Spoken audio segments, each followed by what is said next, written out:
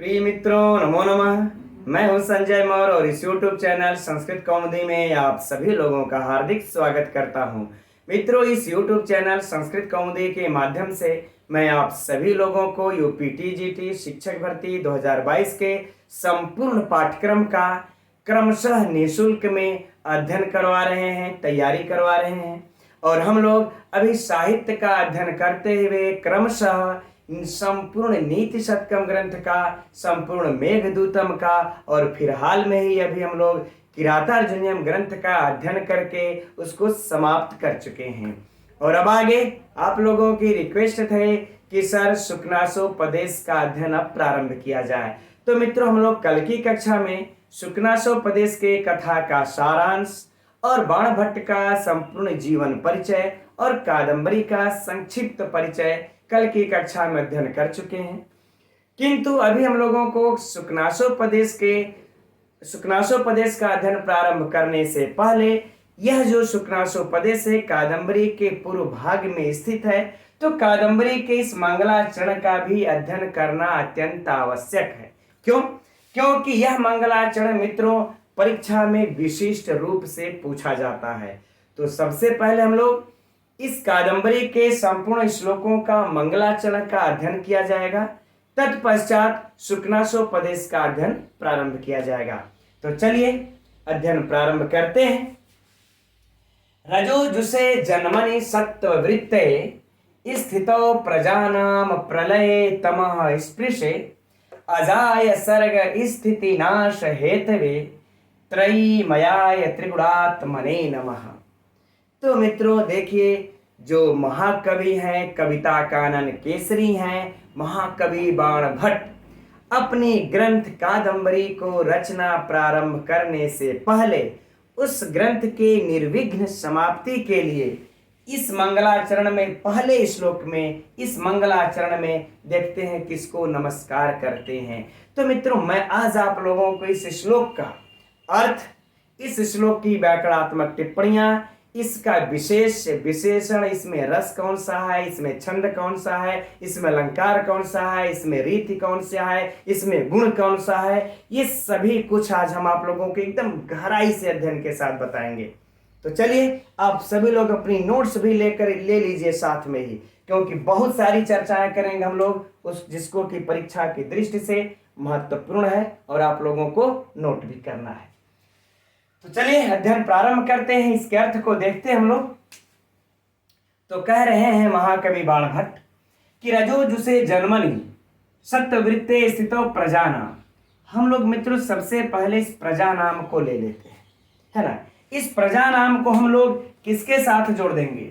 रजोजुषे जन्मनि के साथ, और इसके बाद इसी प्रजा नाम को हम लोग सत्त्ववृत्ते स्थितो के साथ जोड़ देंगे, और इसी को हम लोग क्या करेंगे आगे इस यहाँ पर प्रलय तमः स्पृशे के साथ। तो इसको हम लोग 3 पार्ट में करके मित्रों अर्थ को समझेंगे, एकदम सरलता से समझ में आएगा। तो प्रारंभ करते हैं। कह रहे हैं कि प्रजा नाम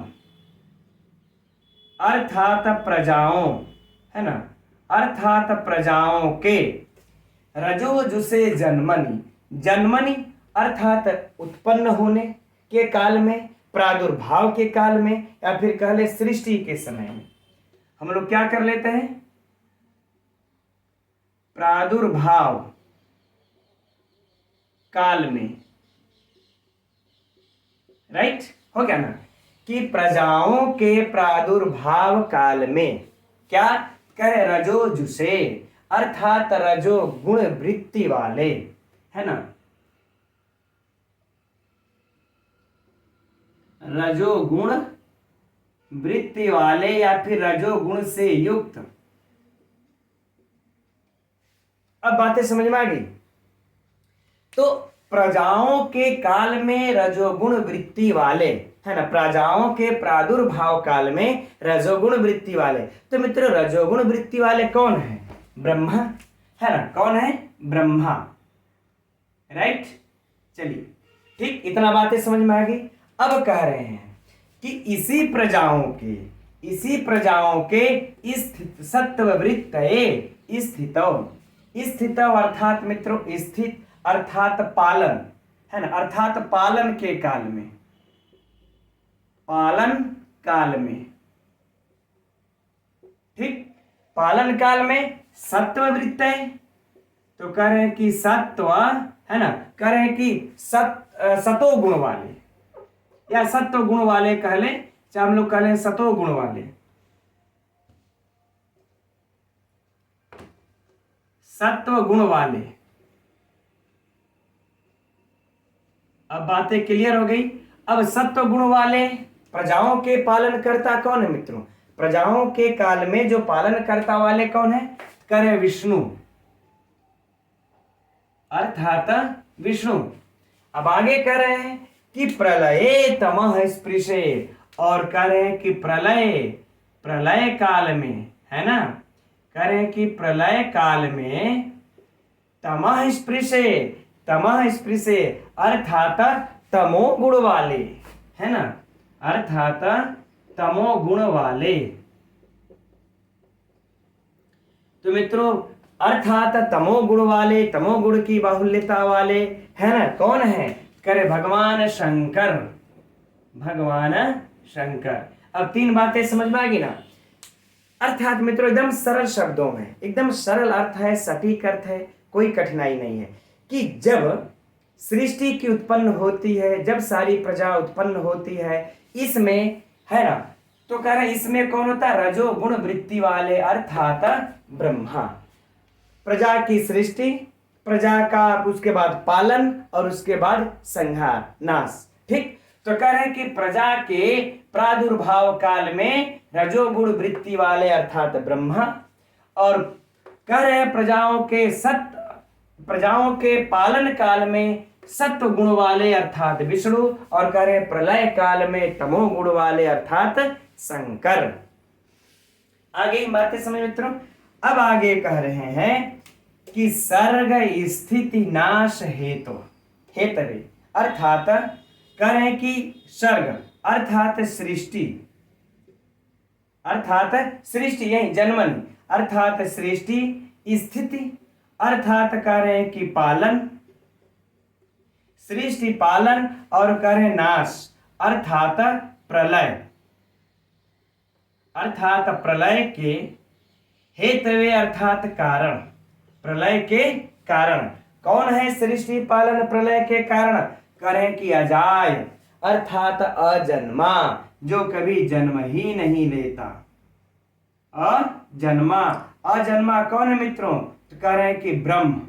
ये महत्वपूर्ण है, अब है ना, यह ब्रह्म। कर इस ब्रह्म को, है ना, इस ब्रह्म को हम क्या करते हैं? नमः, नमस्कार करते हैं।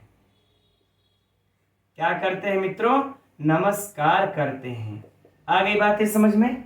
करें कि जो अब इस पंक्ति को छोड़ दीजिए मित्रों, इन दोनों पंक्ति को समझिए कि सृष्टि के पालन, है ना, सृष्टि पालन प्रलय के जो मूल कारण है सृष्टि का, है ना, करें कि सृष्टि और पालन और प्रलय का जो मूल कारण है कौन है? वह ब्रह्मा है, अजन्मा है, अजाय है। उसी को हम क्या करते हैं? नमस्कार करते हैं। किंतु अब वह अजाय है कैसा? वह कैसे अजाय को नमस्कार करते हैं? ठीक, तो फिर आगे कहते हैं कि त्रयीमयाय, है ना, कहें त्रयीमयाय अर्थात जो तीनों वेदों का स्वरूप जिसमें व्याप्त है, तीनों वेदों के स्वरूप में जो व्याप्त है, अर्थात वेदों के स्वरूप कह ले, अर्थात वेदों के स्वरूप, है ना, अर्थात वेदों के स्वरूप। और त्रिगुणात्मने नमः, और कह रहे हैं कि जो त्रिगुणात्मक है, जो क्या है?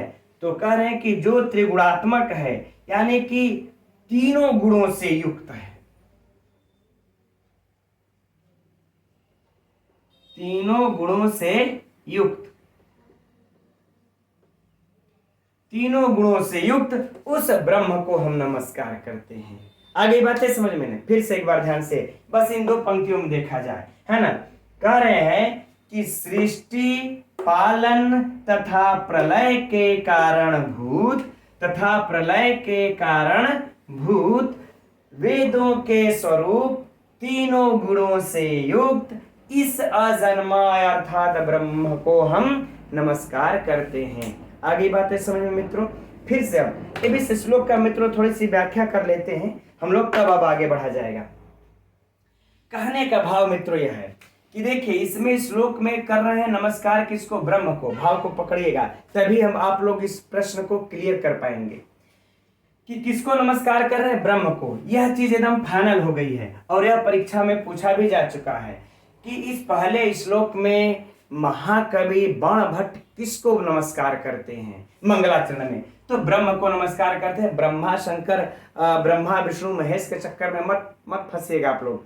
किसको नमस्कार किए हैं, इस अजाय को नमस्कार किए हैं, इस अजन्मा को नमस्कार कर रहे हैं, अर्थात इस ब्रह्म को नमस्कार कर रहे हैं। लेकिन कौन सा ब्रह्म है मित्रों, कैसा ब्रह्म है, तो कह रहे हैं कि वह जो ब्रह्म है उस ब्रह्म को नमस्कार कर रहे हैं। तो पहले बता रहे हैं कि उस ब्रह्म को, कैसे ब्रह्म को, तो कह रहे हैं कि जो ब्रह्म जब प्रजाओं के प्रादुर्भाव काल में रजोगुण वृत्ति वाला हो जाता है, रजोगुण वृत्ति का स्वरूप पकड़ लेता है। अब बातें समझ में आ रही ना कि महाकवि बाणभट्ट उस ब्रह्म को नमस्कार कर रहे हैं जो ब्रह्म प्रजाओं के जब प्रादुर्भाव का काल होता है तो उसमें यह रजोगुण वृत्ति के स्वरूप वाला पकड़ लेता है और ब्रह्मा बन करके सृष्टि की रचना कर डालता है ऐसे ब्रह्म को। और वही ब्रह्म जब उस प्रजाओं की जब पालन की बारी आती है तो सत्व गुण वाले अर्थात विष्णु के रूप में हो करके उस प्रजाओं का पालन करता है, उस ब्रह्म को नमस्कार करते हैं। और वही ब्रह्म जब यह प्रलय काल की जब बारी आती है तो वही ब्रह्म मित्रों तमो गुण वाला हो करके अर्थात शंकर का रौद्र रूप पकड़ करके इस पूरे है ना उसका जो है प्रलय कर देता है, उस ब्रह्म को नमस्कार करते हैं। आगे बातें समझ में ना, किस ब्रह्म को नमस्कार कर रहे हैं, वह ब्रह्म जो इन तीनों स्थितियां में सृष्टि पालन और प्रलय का जो कारणभूत है, जो कारणभूत है, यही ना कारणभूत हुआ। कैसे, क्योंकि यही ब्रह्म है जो कि प्रजाओं के सृष्टि में यही ब्रह्म विद्यमान है, लेकिन रूप बदल लिया है, ब्रह्म का रूप पकड़ लिया है ना। और यही ब्रह्म जो है इस पालन का भी कारणभूत है कि पालन करने वाले में सत्व गुण का स्वरूप पकड़ लेता है, विष्णु का रूप पकड़ लेता है। और यही ब्रह्म जो है कि जब प्रलय काल की बारी आती है तो तमोगुण शंकर का रूप पकड़ लेता है। तो सृष्टि पालन और प्रलय के कारणभूत इस अजन्मा ब्रह्म को हम नमस्कार करते हैं। आगे बातें समझ में। और सुनिए, कह रहे इस ब्रह्म का यही विशेषण नहीं समाप्त होता है। और यह ब्रह्म कैसा है, तो कह रहे वेदों के स्वरूप है, वह तीनों वेदों में व्याप्त है, त्रयमयी, ऋग्वेद यजुर्वेद और सामवेद, इन तीनों वेदों के स्वरूप इस ब्रह्म को हम नमस्कार करते हैं। और तीनों गुणों से युक्त सत्य रज और तम, सत्य रज और तम, इन तीनों गुणों से युक्त इस अजन्मा ब्रह्म को हम नमस्कार करते हैं। अब तो समझते हैं मित्रों हम कि आप लोगों का अर्थ समझ में आ गया होगा। एक बार लेकिन पुनः इसके संपूर्ण अर्थ को हम लोग बोल लेते हैं। तो कह रहे हैं कविता कानन केसरी महाकवि बाणभट्ट अपने कादंबरी ग्रंथ के निर्विघ्न समाप्ति के लिए मंगलाचरण में ब्रह्म को नमस्कार करते हुए कह रहे हैं कि हे ब्रह्म, प्रजाओं के प्रादुर्भाव काल में रजोगुण वृत्ति वाले ब्रह्मा वाले और प्रजाओं के पालन में सत्व गुण वाले विष्णु का स्वरूप धारण करने वाले और प्रलय काल में तमोगुण वाले अर्थात शंकर का रूप धारण करने वाले और सृष्टि पालन तथा प्रलय के कारणभूत उस वेदों के स्वरूप तीनों वेदों में जो व्याप्त है, उस तीनों गुणों से युक्त हम उस अजन्मा उस ब्रह्म को नमस्कार करते हैं। आगे बातें समझे मित्रों। ठीक, तो चलिए अब मित्रों यहाँ पर अभी हम लोग व्याकरणात्मक टिप्पणी में थोड़ा सा अभी लेट चलेंगे। यहाँ पर हम लोग पहले 2-3 चीजों को, एक तो विशेषण को देखते हैं और एक अलंकार को देख लेते हैं। ये 2 चीजें फाइनल करके इस श्लोक का, तब इसके व्याकरण छंद और जो है कि रीति गुण की तरफ तब चला जाएगा। तो देखते हैं मित्रों हम लोग अब विशेष और विशेषण को। चूंकि अभी दिमाग में इसके विशेष विशेषण और अर्थ है, तो इनको और अलंकार को सरलता से हम लोग समझ सकते हैं। तो देखिए यहां पर मित्रों जो आप लोगों को अजाय दिख रहा है, जो ब्रह्म दिख रहा है, यह हमारा क्या है? विशेष्य है। यह हमारा क्या है? विशेष्य है। ठीक, इसको गहराई से समझिएगा, परीक्षा के लिए महत्वपूर्ण है। यह विशेष्य है। अब इसका विशेषण है कि ब्रह्म कैसा ब्रह्म? तो कहते हैं कि प्रजाओं के प्रादुर्भाव काल में, प्रजाओं के जन्मनि प्रादुर्भाव काल में रजोजुषे, रजोगुण से युक्त अर्थात करें कि ब्रह्म स्वरूप। तो मित्रों यह क्या हो जाएगा? इसका विशेषण। यह क्या हो जाएगा? विशेषण। कैसे विशेषण होगा? अब ध्यान में लगाइए एकदम कि जो ब्रह्म है वही ब्रह्म, रजोगुण से युक्त ब्रह्म स्वरूप, अरे ब्रह्मा स्वरूप ब्रह्म है ना। रजोगुण से युक्त, भाई रजगुण आप लोगों ने दर्शन में इत्यादि छोड़िए, अच्छा हम उधर नहीं जाएंगे, है ना। तो कह रहे यह विशेषण हो गया। अब इसके बाद करें कि यही ब्रह्म जब प्रलय, जब पालन की जब बारी आती है तो वह कैसा रूप पकड़ लेता है ना। वह सत्व वृत्ति वाला हो जाता है, अर्थात विष्णु रूप। तो यह भी इस ब्रह्म का विशेषण ही हुआ, यह भी इस ब्रह्म की विशेषता ही हुआ। तो मित्रों इसका दूसरा विशेषण क्या हो जाएगा? सत्ववृत्तये। क्या हो जाएगा? सत्ववृत्तये। आगे बातें समझ में। अब देखिए तीसरा कारण, तीसरा विशेषण क्या हो जाएगा? तो कह रहे हैं कि जब प्रलय की बारी आती है तो तमः स्पृशे, अर्थात तमोगुण का रूप पकड़ लेते हैं भगवान शंकर।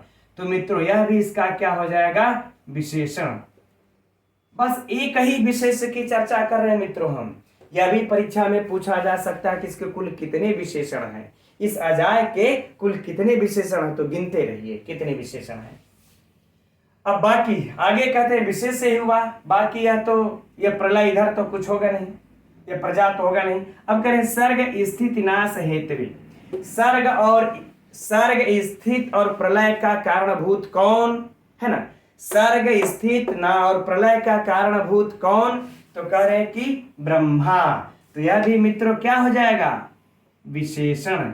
यह भी क्या हो जाएगा? विशेषण है। यह इस अजाय का विशेषण है, विशेषता है कि वह सर्ग स्थित और नाश का कारणभूत है। अब आगे कहते हैं कि यही ब्रह्मा त्रयीमयाय, और यह ब्रह्मा कैसा है? त्रयीमयाय, अर्थात तीनों वेदों में व्याप्त है। यह भी मित्रों क्या हो जाएगा? इसका विशेषण। और अगला कहते हैं कि त्रिगुणात्मने नमः। तो यह भी मित्रों तीनों गुणों से युक्त कौन है? ब्रह्म। यह भी मित्रों क्या हो जाएगा? इसका विशेषण। अब सोचिए इतने विशेषताओं से युक्त, इतने विशेषताओं से युक्त ब्रह्म को वह महाकवि बाणभट्ट नमः नमस्कार करते हैं। गिन लीजिए 1 2 3 4 5 और 6। ये 6 विशेषण आए हुए हैं इस अजाय अर्थात अजन्मा इस ब्रह्म के। आगे बातें समझ में। तो मित्रों फिर से सुनिए प्रश्न को कि अजन्मा कौन? अजन्मा कौन? तो कह रहे हैं कि ब्रह्म अजन्मा। देखिए हमारा ध्यान चल रहा है उस पे कि हमने इस पे प्रश्नोत्तरी नहीं करा पाई, जो यह हमने अर्थ बताया, कोई बात नहीं, उस पर प्रश्नोत्तरी कर लेंगे। अब पहले इसमें समझ लेते हैं, है ना, कि रजोजुषे कौन है? रजोजुषे किसका विशेषण है? अजन्मा का। सत्ववृत्तये कौन? विष्णु रूप कौन? तो ब्रह्म। शंकर रूप तमः स्पृशे वृत्त है ना, तमोगुण से युक्त कौन? तो ब्रह्म। सर्ग स्थित नाश हेतु कौन? तो ब्रह्म। और त्रयीमयाय कौन मित्रों? ब्रह्म। त्रिगुणात्मन कौन है? तो ब्रह्म। आगे बातें समझ में। अब यह विशेष विशेषण में तो गलतियां नहीं होंगी, ठीक। चलिए अब यहीं पर हम लोग अलंकार की बातें कर लेते हैं पहले, अब आगे बढ़ा जाएगा। तब अलंकार में मित्रों देखिए क्या है यहाँ पर, कि यहाँ पर देखिए जो रजोजुषे 1 और यह सत्ववृत्ते 2 और तमः स्पृशे 3, यह जो तीनों के तीनों जो पद आए हुए हैं, यह तीनों पद देखिए यहाँ पर साभिप्राय प्रयोग है। यह भी पद और सत्ववृत्तय और तमः विशेषण, जब विशेषण का साभिप्राय प्रयोग हो, है ना, तो यह कैसा है, तो कह रहे हैं कि साभिप्राय प्रयोग है। ठीक, तो कह रहे हैं इनका साभिप्राय प्रयोग है, अतः यहाँ पर परिकर अलंकार है। कौन सा हो जाएगा मित्रों यहाँ पर अलंकार, परिकर अलंकार। आ गई बातें समझ में, है ना। अब इसके बाद कहते हैं कि अब क्रमशः देखिएगा, इस रजोजुष से सृष्टि का संबंध इस सर्ग से है, फिर इसके बाद सत्ववृत्तय आता है, इसका संबंध क्रमशः जो है कि अरे स्थितो आता है, इसका संबंध क्रमशः स्थिति से है। ठीक, अब इसके बाद तमः स्पृश्य आता है, अर्थात जो है कि यह प्रलय, तो इसका देखिए यहाँ पर क्रमशः स्थिति नाश से है। तो यहाँ पर एक, फिर यहाँ पर जो है दो, प्रलय तीन, तो यहाँ पर भी मित्र 1 2 3 उसी क्रम में आया है, इसलिए यहाँ पर एक यथासंख्य अलंकार भी है, यथासंख्य अलंकार भी प्राप्त होता है। आगे बातें समझ में ना, कि जिस क्रम में यह तीनों आए हुए हैं उसी क्रम में मित्रों यहाँ भी प्रयुक्त किए हैं महाकवि बाणभट्ट, अतएव यहाँ पे यथासंख्य अलंकार है। फाइनल, तो दो अलंकार दिख गया, एक परिकर और एक यथासंख्य। अब एक अलंकार मित्रों यहाँ पर हम लोगों के इस श्लोक में और भी प्राप्त हो जाता है, वह है देखिए रजो जुसे जन्मनि। यहाँ पर बार बार ज का जो अनुवृत्ति होने से अनुप्रास अलंकार भी है, अनुप्रास अलंकार भी है। राइट, अब परीक्षा के लिए प्रश्न सुनिए, अगर बस इस ही पंक्ति में पूछ दिया जाए कौन सा अलंकार है तो फिर अनुप्रास अलंकार है। अगर इन दोनों पंक्ति में पूछ दिया जाए, ठीक ना, वैसे ऑप्शन में यथासंख्य नहीं देना चाहिए उनको, लेकिन अगर इन दोनों ऑप्शन में पूछ दिया जाए तो परिकर अलंकार है। और अगर मित्रों अगर इस श्लोक को रख करके पूछ दिया जाए इस श्लोक में कौन सा अलंकार है, अनुप्रास है कि परिकर है कि यथासंख्य है, नीचे तीन और तीसरा ऑप्शन हो जाएगा कि सर्वे, तो कह दीजिएगा इसमें सर्वे, तीनों अलंकार है। राइट, चलिए अब भाई तो बातें हो गई मित्रों हम लोगों की ये अलंकार की। अब हम लोग चलते हैं इसके व्याकरणात्मक टिप्पणी की तरफ। तो देखते हैं मित्रों व्याकरणात्मक टिप्पणियों में रजोजुषे से प्रारंभ करते हैं। रजस धन जुस, अब इसके बाद मित्रों क्या कर लेंगे हम लोग, क्विप प्रत्यय लगा लेंगे, है ना।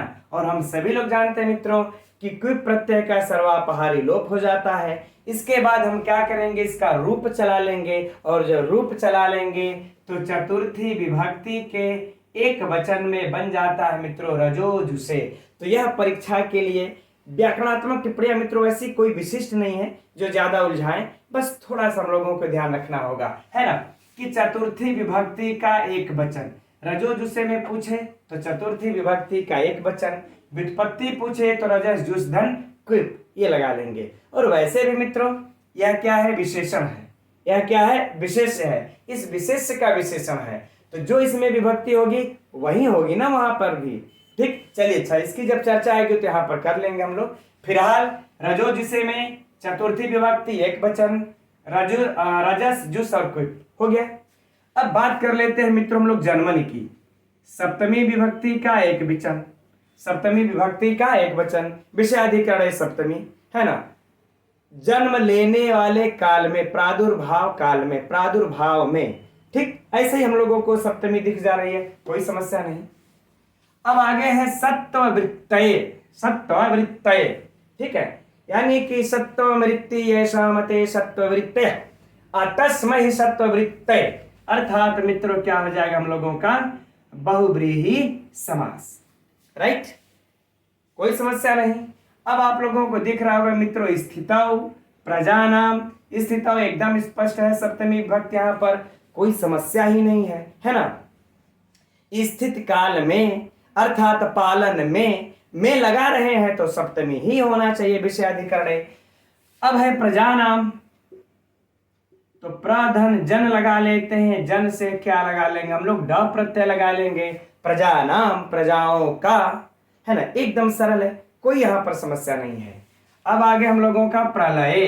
अब प्रलय मित्र यहाँ पर भी आप लोग सप्तमी विभक्ति देख रहे हैं, प्रलय काल में तो सप्तमी विभक्ति, चलिए एक वचन है ये, है ना, प्रलय सप्तमी विभक्ति का एक वचन। तमः स्पृशे, तमः स्पृशे, यहां पर मित्रों क्या है, तमस स्पृश धन क्विन प्रत्यय है मित्रों, यहाँ पे क्विन है, यहाँ पर अजोजुसे में क्विप है, यहाँ पर क्विन है, बस इसका ध्यान रखेंगे, है ना। क्या किसका ध्यान रखेंगे, क्विन का ध्यान रखेंगे, क्विन है। फिर तस्मै तमः स्पृशे, कोई समस्या नहीं। अब आगे आ जाते हैं अजायः पर। अजायः के लिए कहते हैं न जायते इति अज, जो कभी जन्म ही न ले उसको हम क्या कहेंगे, अजाय कहेंगे। तो क्या हो जाएगा मित्रों, न जन धन ढ। अब इसके बाद मित्रों क्या कर लेंगे, सुआदि की उत्पत्ति कर लेंगे और चतुर्थी विभक्ति के एक वचन में क्या बन जाएगा, जाय अजन्मा ब्रह्मा के लिए, है ना, है ना, ऐसे ब्रह्मा को हम नमस्कार करते हैं। तो अब यहाँ पर जब विशेष में मित्रों चतुर्थी एक है तो इधर भी चतुर्थी एक होगी, कोई समस्या है, एकदम नहीं है। जो विशेष विशेषण में, जो विशेष में विभक्तियां होती है वही विशेषण में भी लगती हैं। ठीक, अब आगे बढ़ते हैं। ये महत्वपूर्ण है मित्रों परीक्षा के लिए, लेकिन एकदम सरल है, हम समझते हैं आप लोगों के लिए। अब आगे देखिए, सर्ग, सर्गश्च स्थितिश्च नाशश्च इति सर्ग स्थित नाश, क्या हो जाएगा मित्रों, द्वंद्व तत्पुरुष समास, द्वंद्व तत्पुरुष समास। अब तेषाम हेतु सर्ग स्थित नया न, अब क्या हो जाएगा, सर्गश्च स्थितश्च नाशश्च तेषाम हेतु तस्मै इति सर्ग स्थित नाश हेतु। तो अगर पूर्ण में मित्रों देखा जाएगा तो कौन सा समास हो जाएगा, तो कह रहे हैं कि षष्ठी तत्पुरुष समास, क्योंकि तेषाम हेतु उनका कारण, तो तेषाम हेतु षष्ठी तत्पुरुष समास, राइट। चलिए यहां तक पूछेगा तो द्वंद्व तत्पुरुष, और पूरे में पूछ देगा तो षष्ठी तत्पुरुष, है ना। अब यदि अगर पूरे में अगर विभक्ति पूछ देगा तब क्या कीजिएगा, चतुर्थी विभक्ति का एक वचन, राइट, वो तो लगाना ही लगाना है। इधर हम लोगों को विशेषण दिख रहा है ना, कहां समस्या है, व्याकरणात्मक टिप्पणियां मित्रों इसमें एकदम सरल है। त्रयीमयाय, तो क्या कर लेंगे मित्रों, त्रय से पहले हम लोग गीप प्रत्यय लगा लेंगे, है ना, कौन सा प्रत्यय, गीप प्रत्यय, क्या बना लेंगे, त्रयी। इसके बाद मयट प्रत्यय लगा लेंगे, इसके बाद तब हम सुआदि की उत्पत्ति करेंगे तो क्या बन जाएगा, त्रयीमयाय, यानी कि चतुर्थी विभक्ति के एक वचन में बना लेंगे त्रयीमयाय। तो प्रत्यय पूछे ये रहा, विभक्ति पूछा ये रहा, कहां से पूछेंगे आप, कहां से कंफ्यूजन पैदा करेंगे हमको, है ना। त्रिगुणात्मने, यानी कि तीनों गुणों से युक्त मित्रों, यहाँ तो कोई विशेष दम है नहीं, है ना, ये भी विशेषण है ना, कोई यहाँ पर व्याकरणात्मक टिप्पणियां जैसा कुछ नहीं है। आगे नमस्कार करते हैं। ठीक, तो बताए मित्रों हम लोगों ने व्याकरणात्मक टिप्पणियों को भी पढ़ लिया, विशेष विशेषण को भी पढ़ लिया, इसके अलंकार को देख लिया, अर्थ को देख लिया। पूछिए कहां से प्रश्न को पूछेंगे आप। अब जो बच जाता है उस पर भी ध्यान दे लेते हैं। बच क्या गया, इसमें कह रहे हैं कि गुण कौन सा है, तो मित्रों इसमें प्रसाद गुण है। कौन सा गुण है, प्रसाद गुण है। कैसे, कह रहे हैं कि देखिए जो श्लोक का अर्थ, जो श्लोक आसानी से उस प्रकार से ही जैसे कि सूखे ईंधन में अग्नि झट से व्याप्त हो जाती है, वैसे ही जो श्लोक हृदय में झट से व्याप्त हो जाए, ऐसे को हम उसमें, ऐसे गुण को हम प्रसाद गुण से युक्त कहते हैं। तो इस श्लोक में मित्रों यदि पूछ लिया जाए कि कौन सा गुण है, तो प्रसाद गुण है, नोट कर लीजिएगा, हो सकता है आप लोगों के पुस्तक में न दिया हो। अब इसमें अब प्रसाद गुण के साथ जब रीति की बात करते हैं मित्रों, तो इसमें कौन सी रीति हो जाएगी, वैदर्भी रीति। इसमें कौन सी रीति है, वैदर्भी रीति। यह भी आप लोग याद कर लीजिएगा।